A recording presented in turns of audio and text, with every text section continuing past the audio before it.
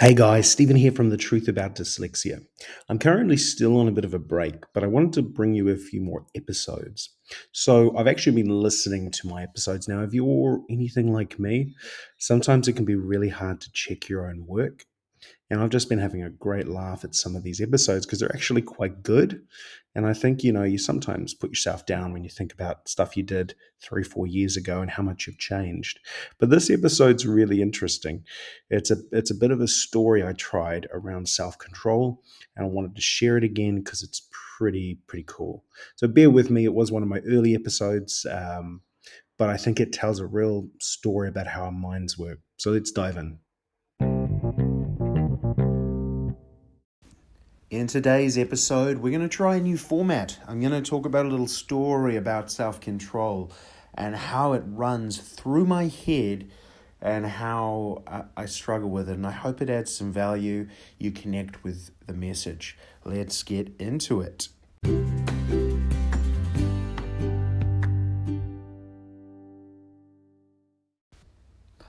I sat across from the bar. I could hear the ice scoop being plunged into the big box of ice as they made somebody a drink. I waited for a friend I hadn't seen in ages. But I knew there was a challenge. I felt fear come over me. I'd stopped drinking for 3 weeks. I'd set myself a goal of lasting for 6 months at least, of being sober, to take control back of my life. I'd realized that alcohol had taken too much of a toll on everything I did. I knew it was an escape as I sat there at the bar. But it was tough. How I'd lasted 3 weeks was hiding away. I stopped seeing people. I tried not to go to bars, to places which would potentially take me back on that journey that I didn't want to go on. But this time I had no option. I had to make the decision. As I saw him in the distance, he walked up. He was one of those guys that, even though he only ever wanted the best for me, always made you feel bad about not drinking. You know those people. Even if they don't mean to, they do it. Maybe not to hurt you, but to help themselves, make themselves feel better that they're not the only one having a beer. He arrived. As he arrived, he had already ordered the drinks.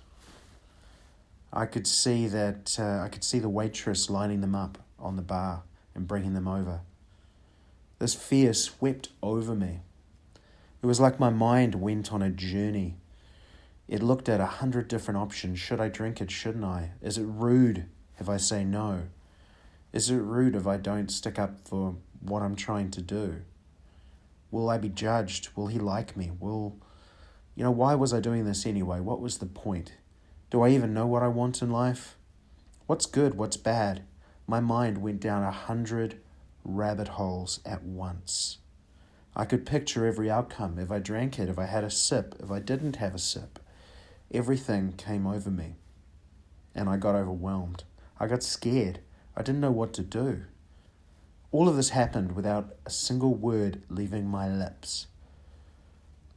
As the drinks arrived, I was in a place of shock inside myself, of fear. The word self-control was gone. I had no self-control. I had no will. I grabbed the drink because I knew what it tasted like. In my past, I'd experienced many great nights drinking. Somehow I couldn't connect the hangover the next day with the drinking the previous night. Maybe intellectually, but not in myself. I took a sip, and that was it. 3 weeks down the drain. And I can never just have one. I kept drinking. 3 or 4. I wasn't drunk, but I'd broken a promise to myself. I'd hid from it. I didn't feel the emotions.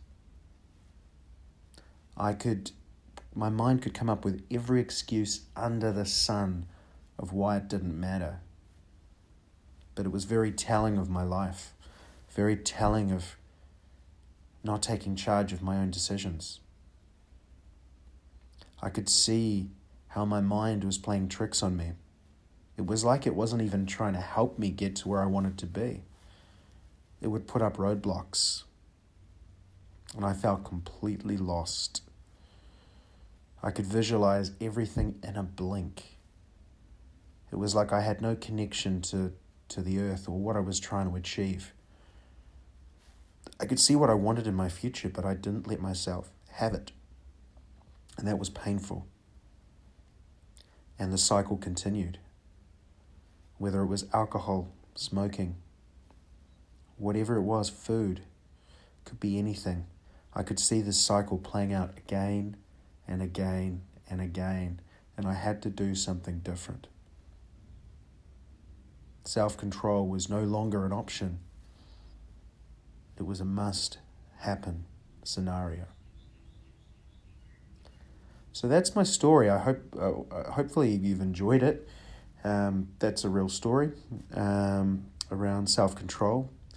What I guess I want you to get out of that is how the dyslexic mind works. You may think, so your mind may even be telling you everybody deals with that. Everybody has willpower issues. But it's not so much the willpower issue itself. I had willpower. I did it for 3 weeks. I stopped drinking. But what happened was when I got into a situation where I wasn't in control of myself, I let someone else's will take over. And what happened was my mind went down the visual rabbit hole loop. And you'll have that if you're dyslexic. Your mind will overthink things. You'll think you've had conversations. You'll see outcomes, and it'll, in essence, overwhelm you. And what happens is you go back to what you know. And to me, that was having a beer made me feel good. And so when I was scared, what do? I turn to something I know. And it's what we all do to a point. But it's important to start being aware of that. Not hiding from it, but being really, really aware. I use the 5-4-3-2-1 these days. So if something like that happens again, 5-4-3-2-1, without even thinking about it, I say, no, I'm not drinking, push the drink away. In the old days, I'd just let myself overthink the situation and then get stuffed.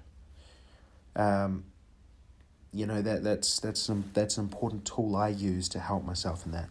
But I hope you've enjoyed the story. If you have, make sure you share the podcast. And hopefully you look forward to future ones. truthaboutdyslexia.com. Have a fantastic rest of your day.